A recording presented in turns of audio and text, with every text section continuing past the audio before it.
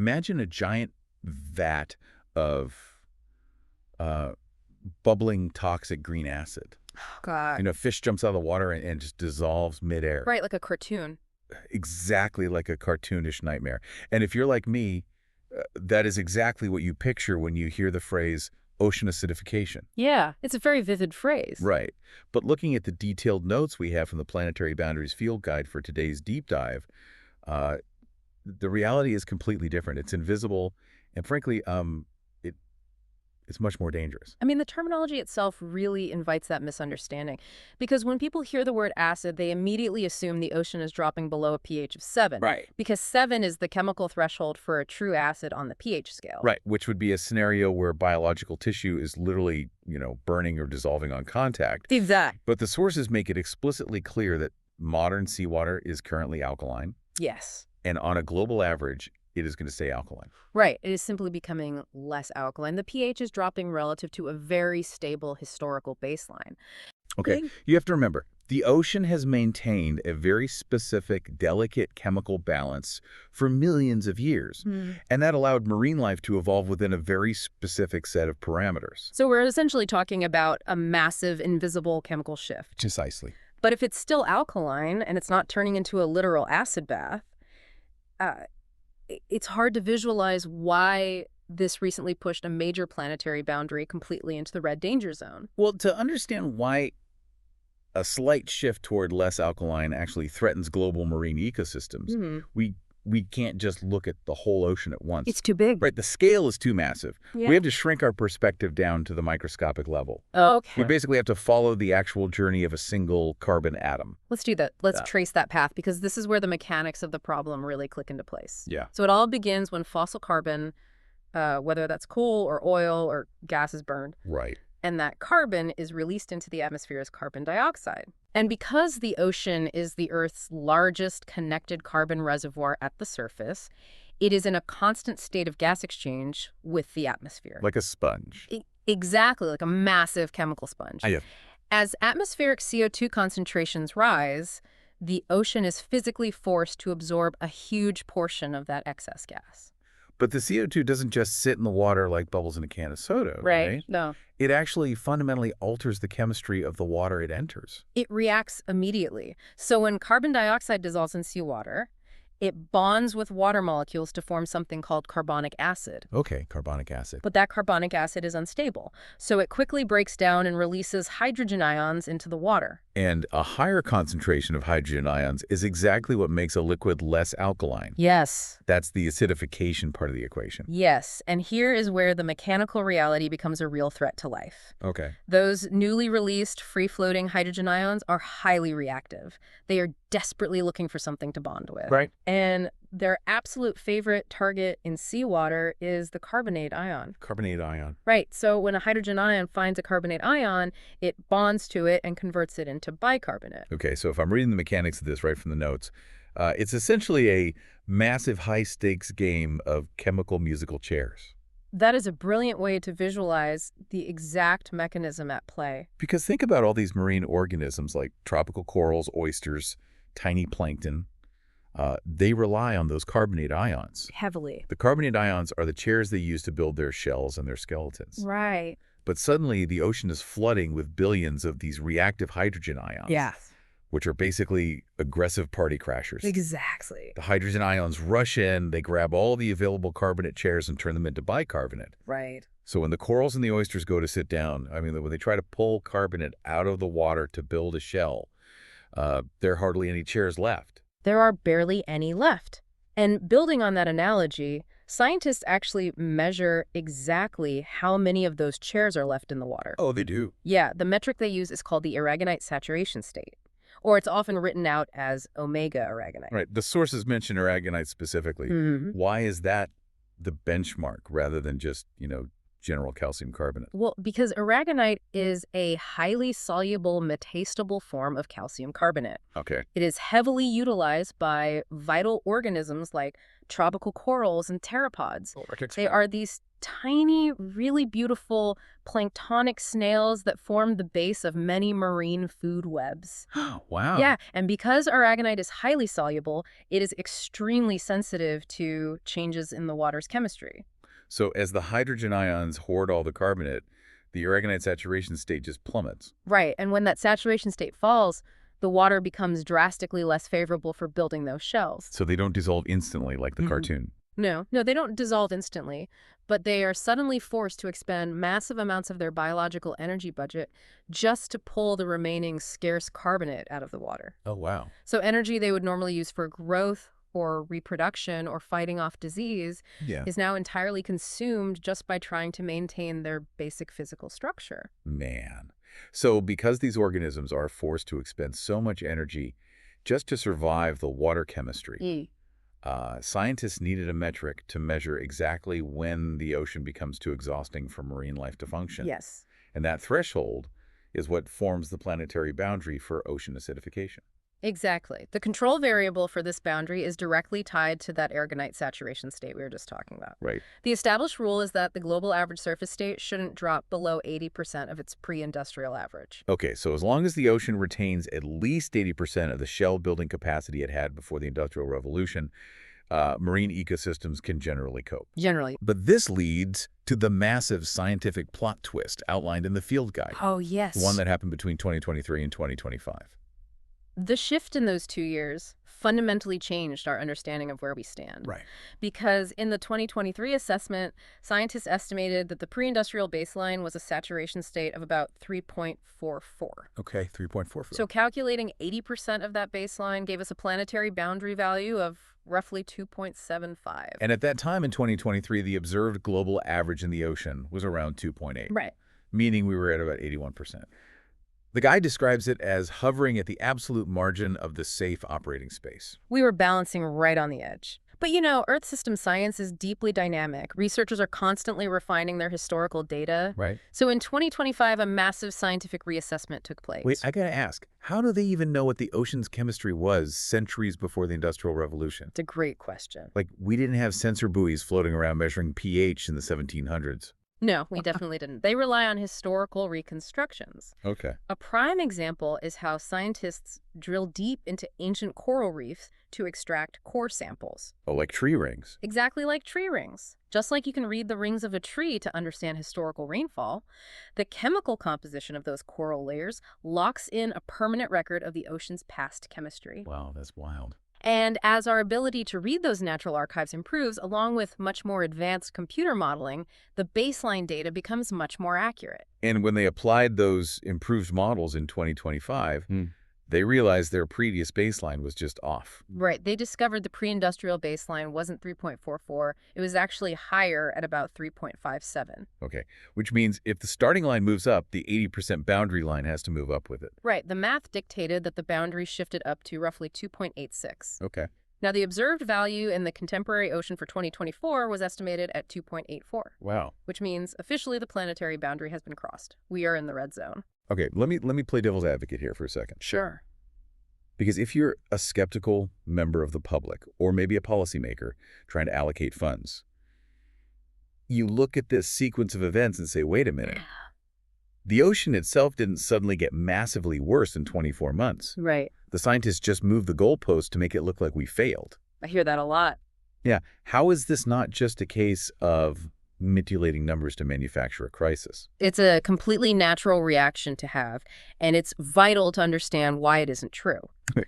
This isn't about moving goalpost to cheat a game. It's about getting a clearer, more accurate prescription for a patient. Oh, I like that. If a doctor is tracking a patient's fever and suddenly discovers that a normal human body temperature isn't 98.6 degrees, but actually 97.5 degrees, Right. their assessment of when that patient is in critical danger has to change to reflect reality. You update the warning Mhm. system because you finally have a better understanding of what healthy actually looks like. Exactly. Furthermore, a 2025 analysis published in Global Change Biology looked even deeper than the surface averages. Oh, really? Yeah, by incorporating subsurface data down to 200 meters and analyzing regional ecological indicators, they concluded that we actually entered the transgression range, the danger zone, back in 2020. Back in 2020. Yes. The 2025 update is simply our scientific instruments finally catching up to the reality of what the ocean has been experiencing for years. It's essentially a massive dashboard warning light that we just finally wired correctly. Exactly. But speaking of that dashboard, the field guide points out a glaring danger in only looking at this global average number of 2.84. Yes, it hides a lot. Right, that single smoothed out number is hiding a terrifying amount of localized chaos. A global average is incredibly useful for planetary scale accounting, but it absolutely blinds us to the immediate reality of coastal hotspots and polar vulnerabilities. Because the ocean is not chemically uniform. Not at all. For example, cold water, strictly due to its physical properties, can hold more dissolved gases than warm water. Oh, right. This means the higher latitude and polar oceans are absorbing CO2 and acidifying much faster than the global mean. So the poles are on the fast track. Yes.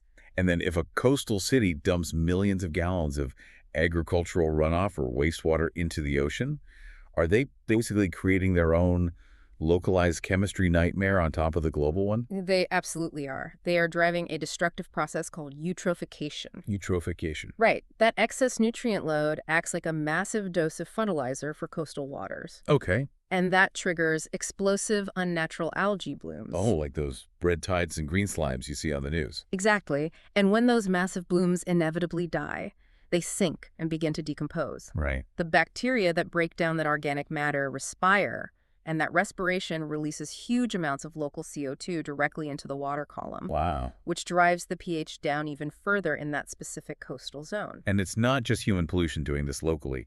The ocean has its own natural mechanisms that can suddenly spike CO2 levels at the coast, right? Yes, coastal upwelling is a prime example of a natural driver compounding the issue. How does that work? Well, over centuries, the ocean's biological pump, which is the process of dead organisms and biological waste sinking to the ocean floor, Right. it transports massive amounts of carbon into the deep ocean. As a result, deep ocean water naturally becomes very CO2 rich over time. Okay. When strong seasonal winds and currents push surface waters offshore, that ancient carbon-heavy deep water gets pulled right up to the surface. So it's basically dredging up old carbon. Exactly. When you look at a place like India, as highlighted in the sources, you can actually see all these localized extremes playing out on either side of the subcontinent at the exact same time. The Indian Ocean is a perfect laboratory for these compounding stressors. Right. On the eastern side, you have the Bay of Bengal. Okay. It receives massive amounts of freshwater sediment and nutrient discharge from huge river systems on land. And that massive influx of fresh water lowers the ocean's natural buffering capacity, right? Exactly, because river water lacks the specific ions that give seawater its chemical resilience. And then on the western side, you have the Arabian Sea, which operates on completely different dynamics. It's heavily driven by strong seasonal productivity and that deep coastal upwelling we just talked about, bringing that CO2-rich water to the surface. Right, and caught in the crossfire of all these shifting dynamics are highly vulnerable, incredibly diverse coral ecosystems. Like where? In places like the Gulf of Mannar, the Gulf of Lakshadweep, and the Andaman and Nicobar Islands. Wow. These reefs aren't just dealing with global atmospheric CO2, they are fighting global acidification, local nutrient pollution, warming waters, and physical sedimentation all at the exact same time. It's a complete gauntlet. Yeah. Now, in the midst of all this, I found a detail in the sources that completely surprised me. Oh yeah, what was that? When we talk about all this excess carbon in the water, the response isn't 100% negative across the board. It's true. Some seagrasses and photosynthetic organisms might actually respond positively to increased CO2 under certain conditions. It is a critical nuance to acknowledge, because carbon dioxide is a fundamental resource for photosynthesis. Right. Plants breathe it. So if you isolate a specific marine plant in a laboratory, it might actually grow faster with more CO2 available. But we don't live in isolated test tubes. No, we don't. We have to look at how the entire ecosystem functions together. Right. We often use the analogy that coral reefs are the apartment buildings of the ocean. Yes.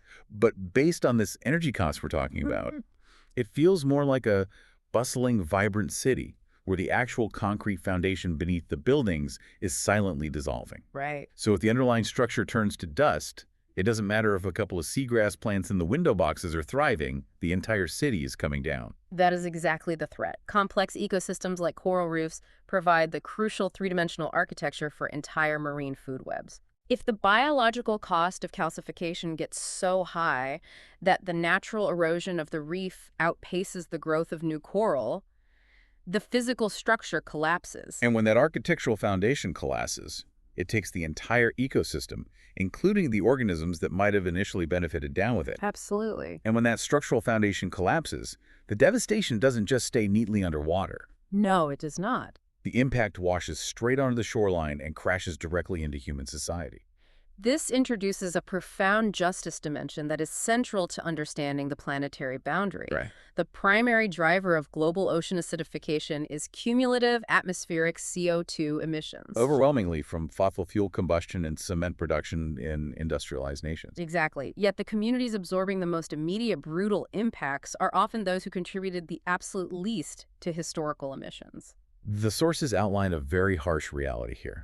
We're talking about the complete loss of coastal livelihoods. Yes. Like when a shellfish fishery collapses because the larvae can't form shells, entire communities lose their primary source of protein and income. Right, and when a coral reef dissolves, it stops acting as a physical barrier, meaning storm surges can completely wipe out unprotected coastal villages. The populations relying most heavily on these direct marine resources are tragically the ones with the fewest financial resources to adapt to the changing chemistry. They cannot simply relocate or engineer their way out of a collapsing food web.